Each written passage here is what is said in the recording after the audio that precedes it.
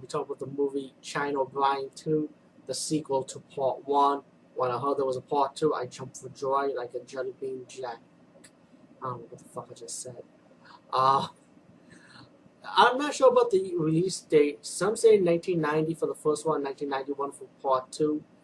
But I heard the correct date could be 88 and 89. I remember watching this in the late 80s, in my opinion. So I hope I got the release date year right. But anyway, China O'Brien 2, this time in the story, we got this kingpin escape. He wants revenge on the people that put him in jail. And he's going after a guy named Frank who has like his money, his stash pretty much. And he, uh, the crime kingpin, the drug kingpin, and his thugs is gonna go to town and get him. Cause with the help of China O'Brien and her friends like Richard Norton and Keith Cook kicking the thugs' ass, they fail. So the kingpin ended up kidnapping the wife and the daughter of Frank, and also they kidnap the deputy, Keith Cook's character, Dakota, and hold her for hostage herself unless Frank brings in the money.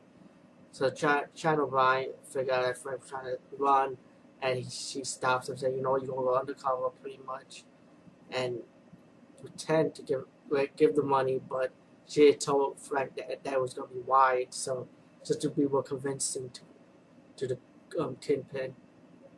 And while they go to the construction site, China O'Brien and her friends stop the kingpin and rescue the family and Dakota away from them. And the kingpin got pissed off, like he wants revenge, he wants to get his money. So what he did is have the thugs like cut the phone line, jam the radio signal, pretty much trying to like take over the town a little bit, so they can't call for outside help. So then Cynthia Rothrock's character, China O'Brien, have to stop the kingpin, stop getting Frank, stop harming Frank and his family, and you got this awesome martial arts scene. And even before that, there was still awesome martial arts scene. And then, you know what? They also have comedy elements in this movie a little bit too, like a spoof on Indiana Jones, and a spoof on Freddy Krueger with the Chinese man with the Freddy Krueger claws, which was, I think, was pretty cool. It worked well in this movie, believe it or not.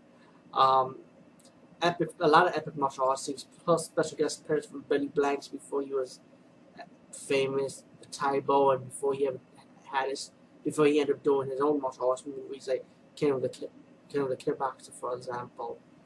A lot of great fight scenes in this movie. I mean, there's 10 times more fight scenes than the first movie, so it's like the sequel kind of like upgraded and some with more martial arts than this one. Even though Part 1 is good, also the Part 2 is much more better because it's more upgradable.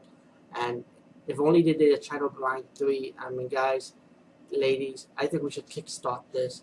Let's kickstart this China O'Brien Part 3 project.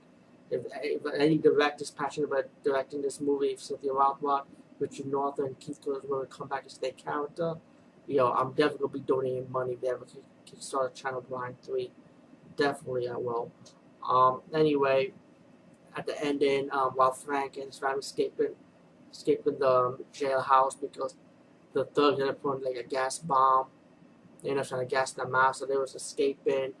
Frank was like shooting up the thugs, protecting his family, but then he got shot by the kingpin, and the wife picked up a machine gun and shot the kingpin and killed him. But Frank also died too, and the family ended up using the money to donate to the town for a hospital and a clinic. And Cynthia Rothrock's character, Richard Norton characters walked away to the cemetery. As Cynthia Rothrock said, she's gonna miss her friends I guess they're gonna leave, the town. But all in all, like I said, this movie was awesome. Definitely awesome. China O'Brien 2. I hope one day China O'Brien 1 2 will have a Blu-ray transfer. I'll definitely pick it up on Blu-ray if it ever happened.